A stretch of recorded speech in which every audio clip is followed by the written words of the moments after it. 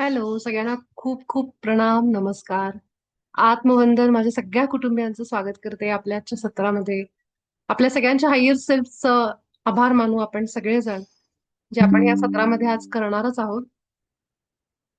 पण या ध्यानामध्ये आपल्याला मिळणाऱ्या सगळ्या कृपा आशीर्वाद आणि प्रेमासाठी आपण आपले गुरुजन, आपली इष्टदेवता, आपले पूर्वज आणि आपल्या सगळ्यांचा हायर सेल्फ, सोबतच आपण महाअवतार बाबाजी, ज्यांच्या प्रेरणेने आशीर्वादाने आपण इथपर्यंत पोहोचलोय.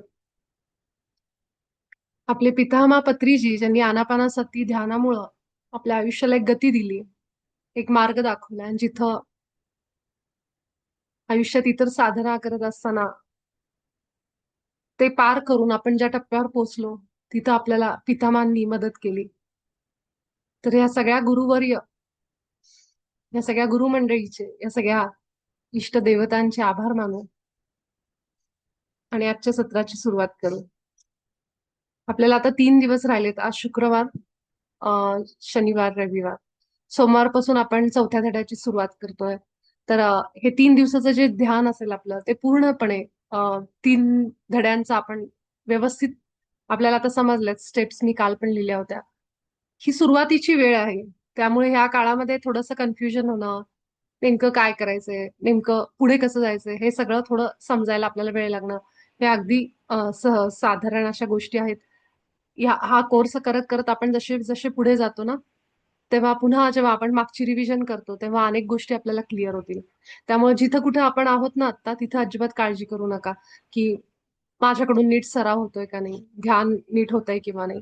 तर आपण जे काही करत आहोत, ह्या ग्रुप सोबत जोडलेलो आहोत, ह्यातूनच आपली एनर्जी बदलणार आहे. आपल्याला ते फरक आपल्या हृदयामध्ये, आपल्या प्रेमाच्या ह्या फ्रिक्वेन्सीमध्ये, ऊर्जेमध्ये आपल्याला खूप बदल जाणवतील. त्यामुळं कुठेही मनामध्ये शंका ठेवू नका.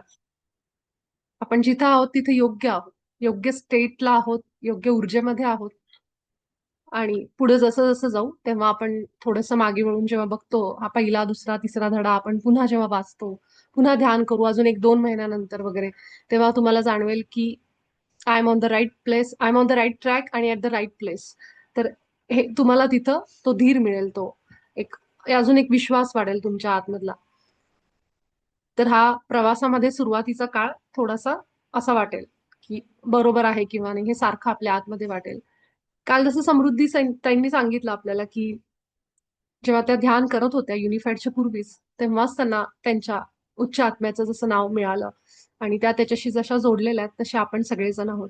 त्यामुळे आपल्या ह्या जर्नीमध्ये आपल्याला काय काय आतून गायडन्स येतोय, आपल्या विचारांमध्ये काय काय फरक आपल्याला जाणवतोय, आपण विचारतोय का, मदत मागतोय का, हे पण महत्वाचं आहे बरं का.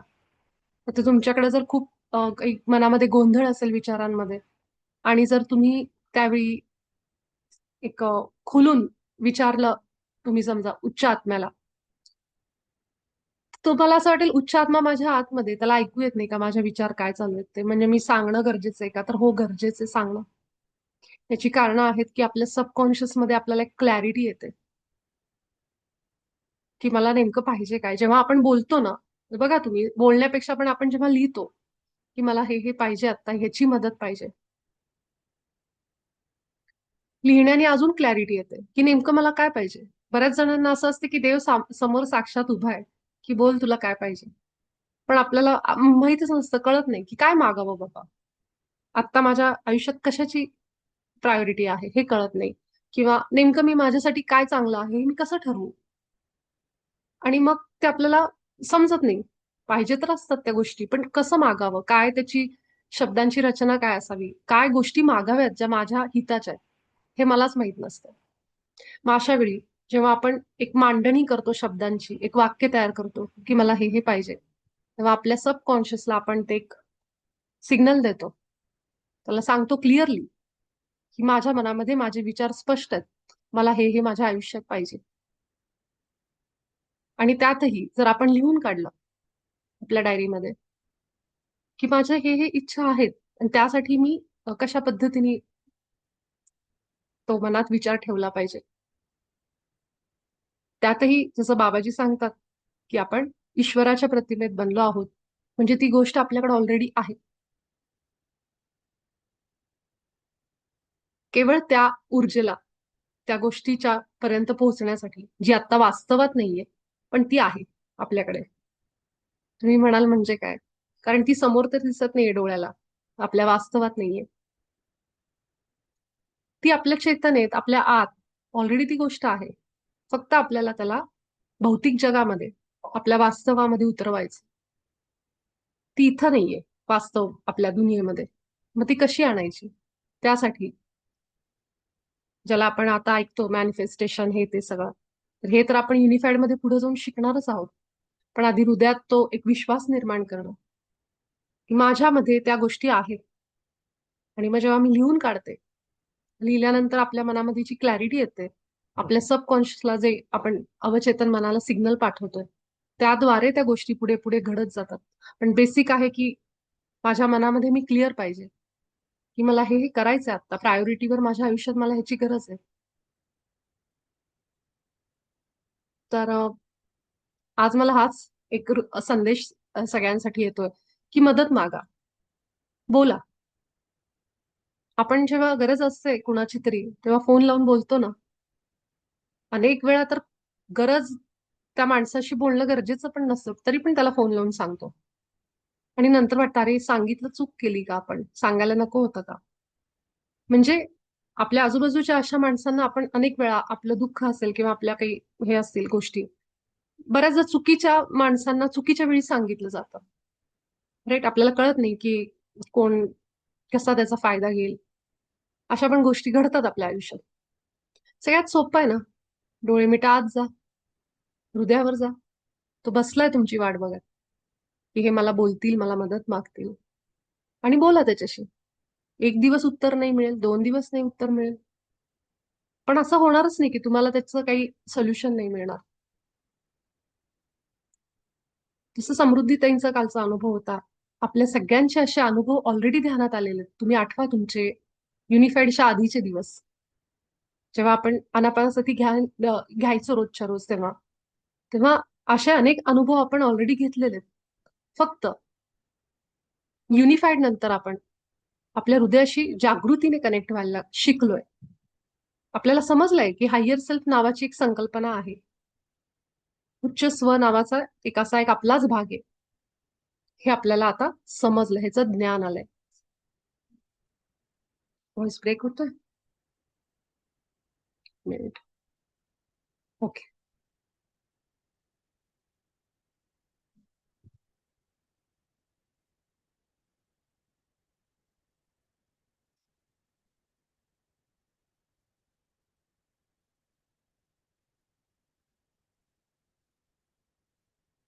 आता क्लिअर असेल सिग्नल. मला वाटतं मी थोडं नेटवर्क चेंज केलं, तर तरी पण जर व्हॉइस ब्रेक होत असेल.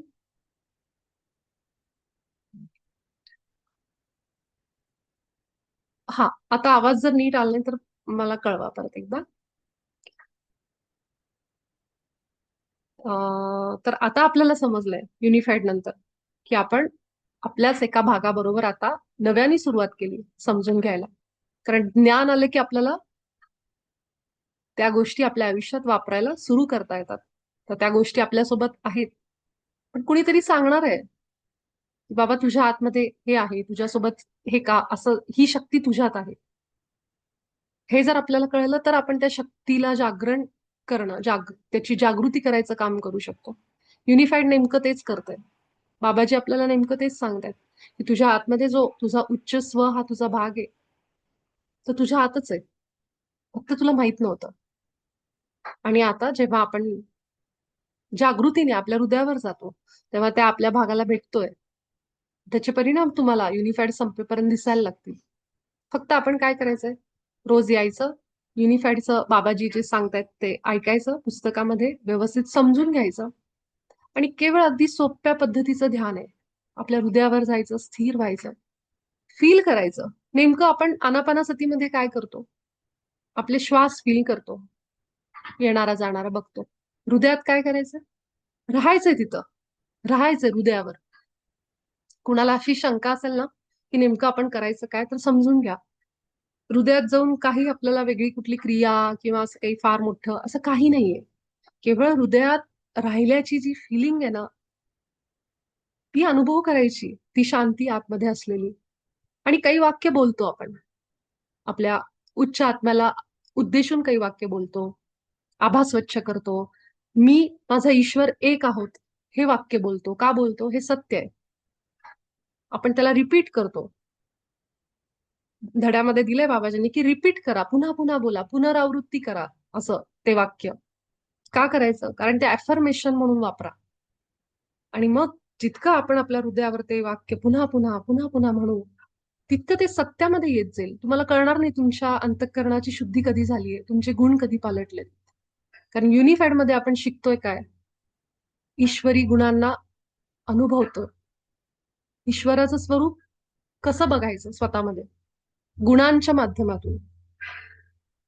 एक संस्कृतमध्ये एक श्लोक असा होता ना, एक इतकं नाही आठवते मला, पण एक सांगते, की ज्याच्याकडे पैसा आहे, ज्याच्याकडे काही कला आहे किंवा अजून नाही, ज्याच्याकडे पैसा आहे किंवा तो व्यक्ती ना केवळ त्या मर्यादित राज्यापुरताच फेमस असतो. पण जो विद्वान आहे ना, जो गुणांनी संपन्न आहे, विद्वान सर्वत्र पूज्यते, त्याची सगळीकडे पूजा केली जाते. कशामुळे? ज्ञानामुळं.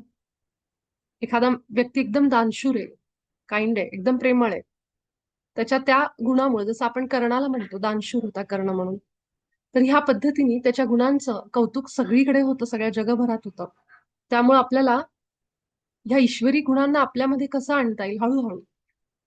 आज मी माझ्या आयुष्यात काय फेस करते मलाच माहिती, उद्या जाऊन मी लगेच कसं काय हे सगळे चेंज करू. प्रॅक्टिकली जगायला गेलं तर अवघड आहे ना. त्यामुळे हळूहळू हा बदल आपण आपल्या आयुष्यात करायचा आहे. जितके गुण आपल्यामध्ये आणता येतील ते पारडं आपलं जड झालं पाहिजे.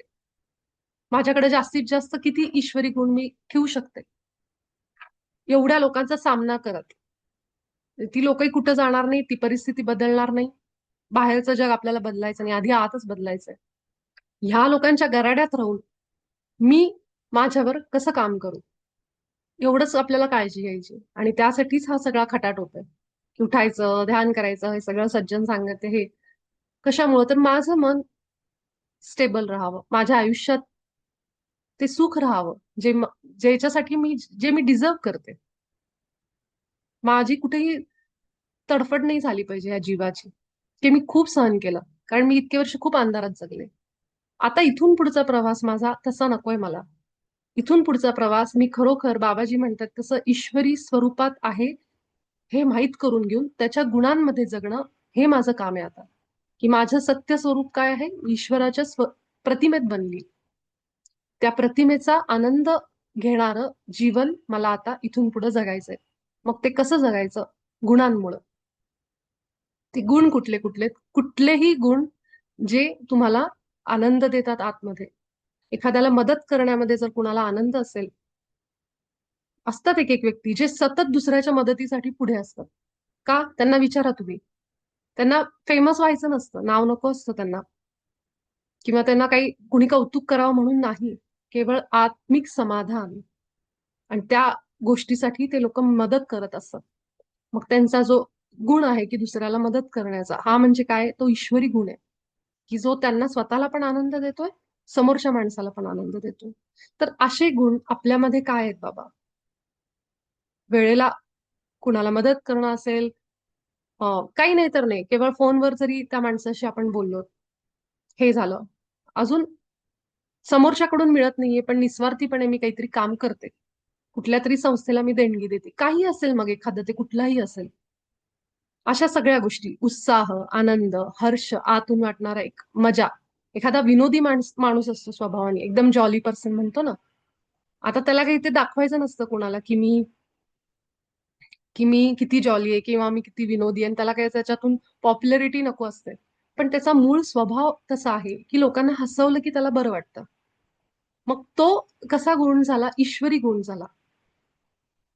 कधी कधी ती चेष्टा बऱ्याच वेळेला ती सीमा क्रॉस करते.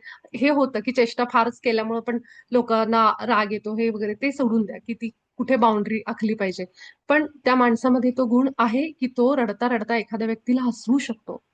तर इतका हा दैवी गुण आहे, ही कला आहे आणि गिफ्ट आहे. जर त्या एखाद्या व्यक्तीकडे असेल तर तो त्या ईश्वरी गुणामध्ये आहे, दुसऱ्याच्या चेहऱ्यावर हास्य आणणं.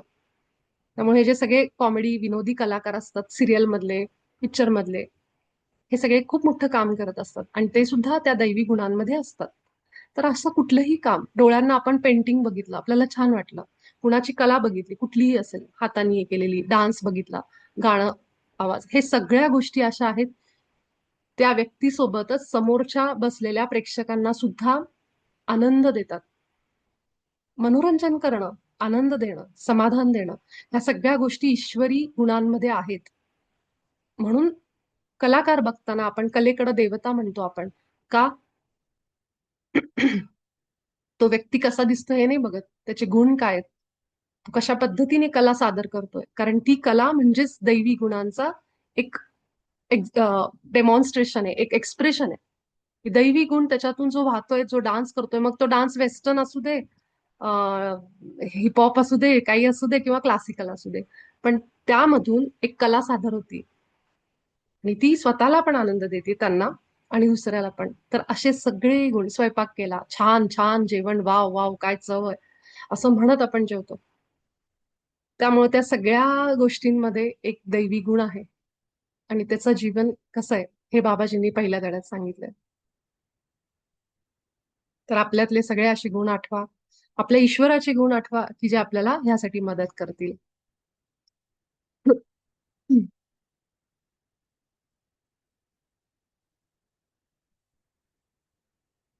आपल्या मास्टरचा एक क्वेश्चन आलाय, की माझा एक क्वेश्चन आहे, की माझा इनर व्हॉइस मध्ये आवाज येतो की मला लोकांचं कल्याण करायचं आहे. ते मी कसं करू? मी आणि जितकी हेल्प होईल माझ्याकडून तितकी मी करतो, बट ह्यापेक्षा काही वेगळा मार्ग आहे का? अनेक मार्ग आहेत, अनेक मार्ग आहेत. पण मला एक फक्त इथं असं एक बोलायचंय, की सगळ्यात आधी ना लोकांची तर करायचीच ऑफकोर्स, पण सगळ्यात आधी ना स्वतःची मदत करायची. ह्याच्यात स्वार्थीपणा काही नाहीये. आपण नीट असू तर आपण लोकांना मदत करू शकतो. डॉक्टर आजारी पडला तर पेशंटला तपासणं पण अवघड आहे, त्याला सांगणं पण अवघड आहे. त्यामुळे आधी स्वतःची मदत करा. मी कसा एका परिपूर्ण, म्हणजे एका ईश्वरी गुणांमध्ये असलेल्या व्यक्तीच्या जीवनामध्ये येऊ, आधी स्वतःचं दुःख बघा, की मी स्वतःला कसं शांत करू, कसं प्रेम देऊ मला. मी ज्या दुःखातनं आतापर्यंत गेलोय, ज्या आव्हानातून गेलोय, त्याच्यासाठी मी स्वतःसाठी काय करू, ते आधी उपाय करा. एकदा आपल्याला असं वाटलं की आपण स्थिर होतोय, मग आपण दुसऱ्यांनाही आपल्याला माहित असलेल्या गोष्टी शेअर करायला सुरू करतो. आपल्या आयुष्यात झालेले बदल बघून आपोआपच लोक आपल्याकडे येतात. कुठेही पळायचं नाही आपण, कुठेही नाही, कुणाच्याही मागे नाही जायचं. तुम्हाला आपोआपच लोक विचारतील, असं कुठलं ध्यान करताय तुम्ही, कसे काय बदल होत आहेत. हा फरक असतो. आणि जे मदत आतून जर आवाज येतो ना, इनर व्हॉइस, हा आपल्याला स्वतःला मदत करत असताना आपण दुसऱ्यांना कशी करायची, जे काही आपल्याकडे आहेत त्याच्याने मदत करायची. आधीच चेक करायचं की माझ्याकडे काय देण्यासारखं. माझ्याकडे ज्ञान आहे, मी कुणाला ट्युशन्स देऊ शकतो फ्रीमध्ये, मी कुणाला कपडे दान करू शकतो, पैसा दान करू शकतो. जी काही आपल्याकडं गोष्ट अशी आहे की जी मी दुसऱ्याला देऊ शकतो आणि त्याच्याने त्या माणसाचं, तेच आता आपण बोललो ना, की त्याच्याने त्या माणसाचं काहीतरी भलं होईल, अशी गोष्ट आपण अशा पद्धतीने मदत होऊ शकते. मदत ही केवळ पैशानेच नाहीये, दान करण्याने नाहीये, म्हणजे हे भौतिक गोष्टी, अनेक गोष्टी आहेत. फ्रीमध्ये आपण एखाद्याला जाऊन काही हे न करता त्याला काही चांगलं सांगणं वगैरे सुद्धा, ते सुद्धा ते एक प्रकारची मदतच आहे. पण त्यासाठी काय महत्वाचं आहे, माझ्याकडे काय आहे हे, म्हणजे परत काय झालं, स्वतःला जाणून घेणं की मी काय करू शकतो, माझ्यात काय चांगलं आहे, हे गुण ओळखणं आणि त्या पद्धतीने मदत करणं. तर खूप चांगला प्रश्न विचारला, प्रफुल्लनी विचारलाय. तर त्यामुळे जरूर पहिली स्वतःची मदत करा, स्वतःला ओळखा, माझ्यातले दैवी गुण काय आहेत, त्या गुणांमध्ये मी काय मदत करू दुसऱ्याला. कुणाला अभ्यासात काही शिकवायचं असेल, आपल्याच फील्ड मधला असेल, जरूर करू शकता, कारण शिकवण्याने आपल्याला सुद्धा अनेक गोष्टी क्लिअर होतात. ते करू शकता. जाता येता ऑफिसला जाता येता जर आपल्याकडे गाडी असेल, कोणी म्हणलं तर सोडू शकता. अशा छोट्या छोट्या गोष्टी आहेत. आपल्याला मदत म्हणजे खूप मोठ्या लेवलवर नाही, रोजच्या आयुष्यात जरी कुणाला आपण थोडी मदत करू शकलो तर ती त्यालाही सुखी करते, आपल्यालाही सुखी करते. एक समाधान असतं की मी आज कुणाशी तरी मदत केली. आणि सगळ्यात सोपं, अगदी सोपं, जे आपण करतोय बसल्या ठिकाणून. काय? कोणी सांगेल? लगेच सांगा, मग आपण ध्यान सुरू करू. बसल्या ठिकाणून आपण काय करू शकतो मदत कुणाची? काही द्यायचं नाही, करायचं नाही, काही नाही. करेक्ट.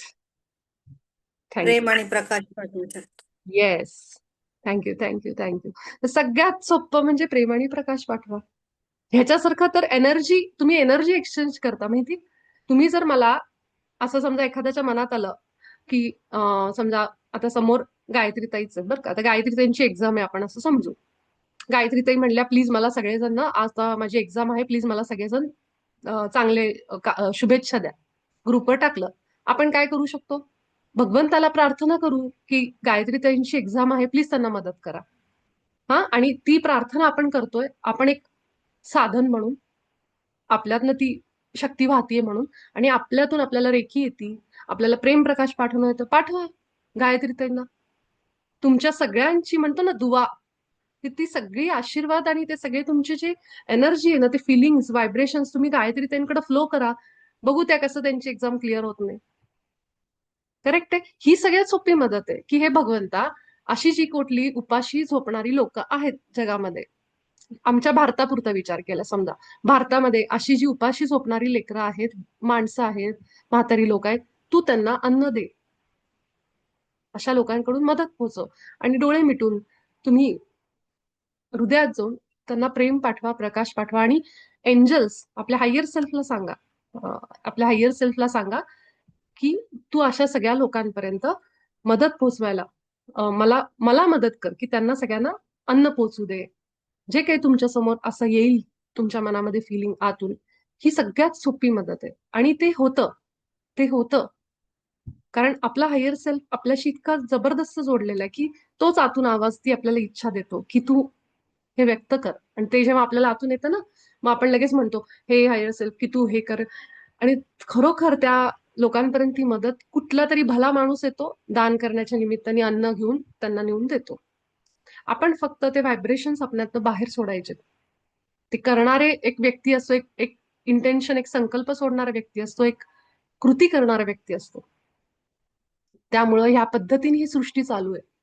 कुठेतरी लहान लहान भिंतींमध्ये आलेली झाडं, ही सुद्धा कुणाची तरी विचारातून, संकल्पातून उगवलेली आहेत.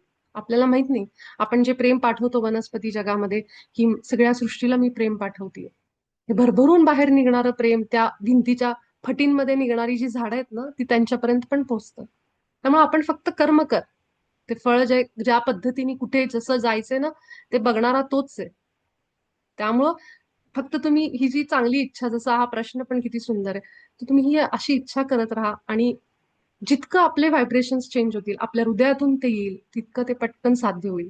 ह्या पद्धतीने ह्या प्रवासामध्ये असेच राहा बस. भले एक दिवस आपल्याला वाटेल अरे काही होत नाही, वाटू दे. ते फक्त विचारांचे बुडबुड आहेत. बाबाजी म्हणतात तसं. तुम्ही हृदयामध्ये बदलत आहात, ही हे सत्य आहे. फक्त ते दिसणार नाही तुम्हाला लवकर. निगेटिव्हिटी लगेच दिसते आपल्याला, पॉझिटिव्हिटी दिसायला वेळ लागतो. त्यामुळे ही माया अशीच आहे, हे काही जे काही म्हणतो ना आपण, ही असंच आहे. त्यामुळे इथं फक्त टिकून राहा बस. बाकी काही नाही. बाबाजी काही तुम्हाला मागत नाहीत. फक्त बाबाजींनी सांगितलं की अभ्यासाच्या ह्या सरावामध्ये टिकून राहा. 15 मिनिटाचा कालावधी काढा हृदयावरचा, बस एवढंच आहे. ठीक आहे. तर आपण सगळेजण डोळे मिटू आणि आपल्या आजच्या सुंदर अशा सत्राची सुरुवात करू.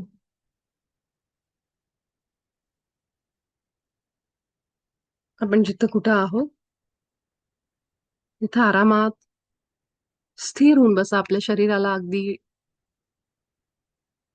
टेकून आरामात मागे सुखासनमध्ये.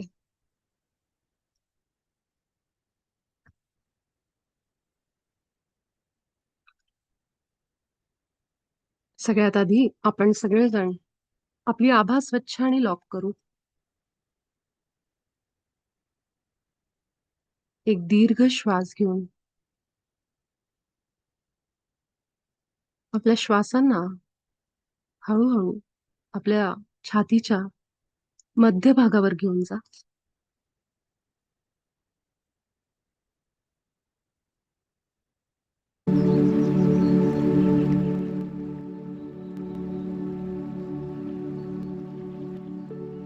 आपल्या छातीवर सहज आणि कोमल येणारे आपले श्वास फील करायला लागा.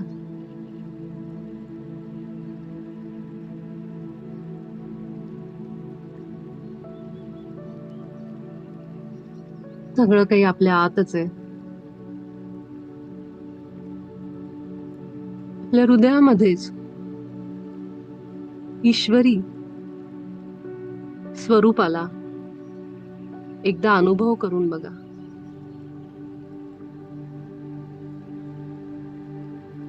छातीच्या मध्यभागावर आपलं लक्ष, आपल्या श्वासांची होणारी ये जा, अगदी खोलवर शांत जात आपल्या हृदयाची स्पंदनं, आणि त्यासाठी आपलं शरीर सैल सोडा. खांदे सैल, मान, चेहरा सैल, हात पाय सगळं व्यवस्थित तणावमुक्त सैल शिथिल करून बसा. छातीवरचा श्वास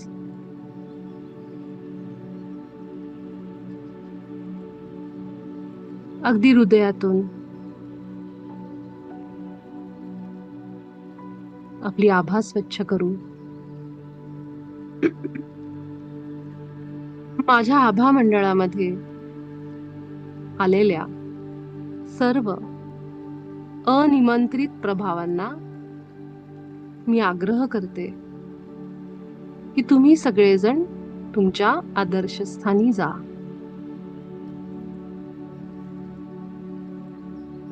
तुम्ही सगळे प्रेम आणि प्रकाश आहात, ईश्वराच्याच प्रतिमेत बनला आहात. त्यामुळे तुम्हाला घाबरायची काही गरज नाही. तुम्ही स्वस्थ आहात, निरोगी आहात.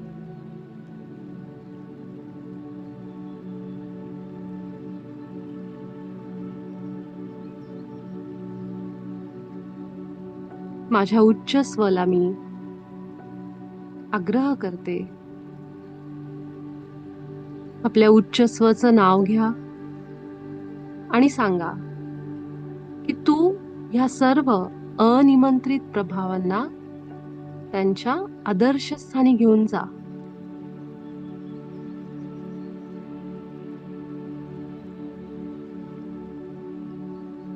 आणि माझा आभा मंडळ मी माझ्या उच्च स्वला सोडून बाकी सगळ्यांसाठी आता बंद करते.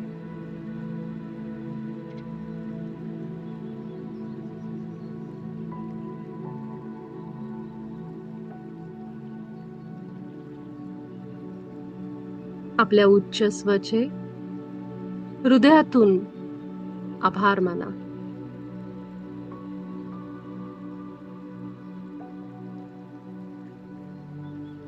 आजच्या दिवसभरासाठी जो गायडन्स मला मिळाला, जे मार्गदर्शन मिळालं त्यासाठी आभार.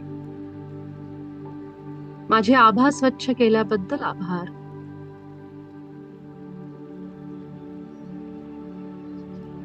आपल्या हृदयावरच राहून अगदी आतून हे सत्य फील करा की मी ईश्वराच्या प्रतिमेत बनले आहे, बनलो आहे. ईश्वराचे गुण माझे आहेत, त्याचे विचार माझे आहेत. मी ईश्वरासोबत एक आहे, एकीकृत आहे, युनिफाईड आहे.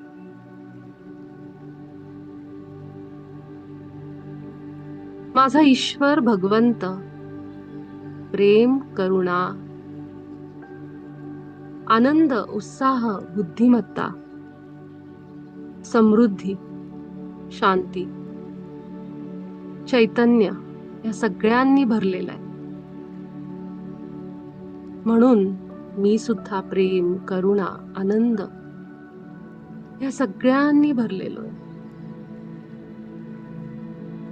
मी समृद्धी आहे, संपन्न आहे, परिपूर्ण आहे.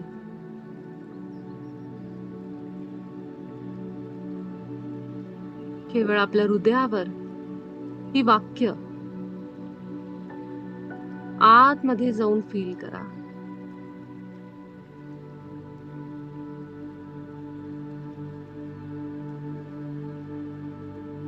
पुन्हा एकदा विचारा, ज्यांना माहित नाही.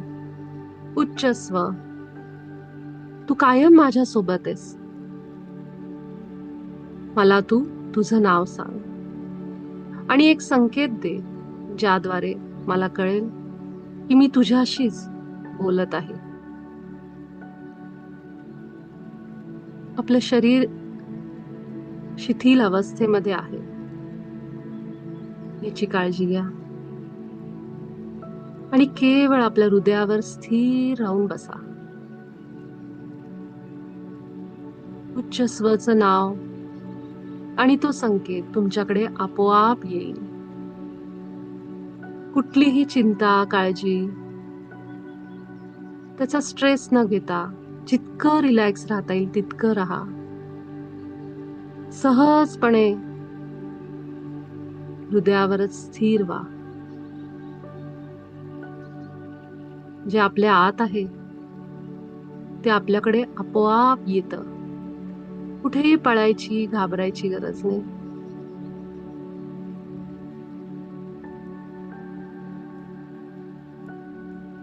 पुढची 7 मिनिटं केवळ आपल्या हृदयावर स्थिर होऊन बसा.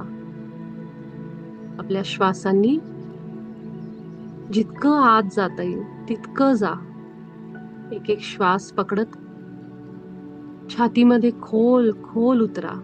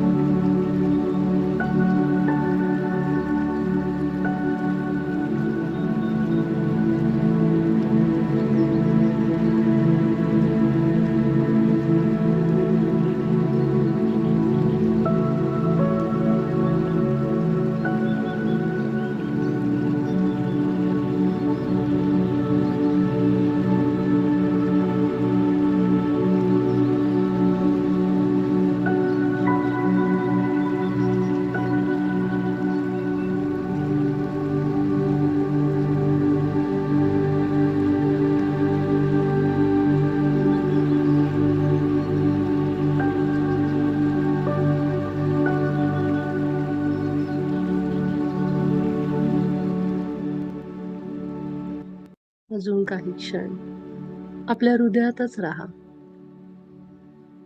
प्रेम आणि प्रकाश संपूर्ण सृष्टीमध्ये प्रसारित करत राहा. आपण सगळे भेटू उद्याच्या सत्रात. धन्यवाद.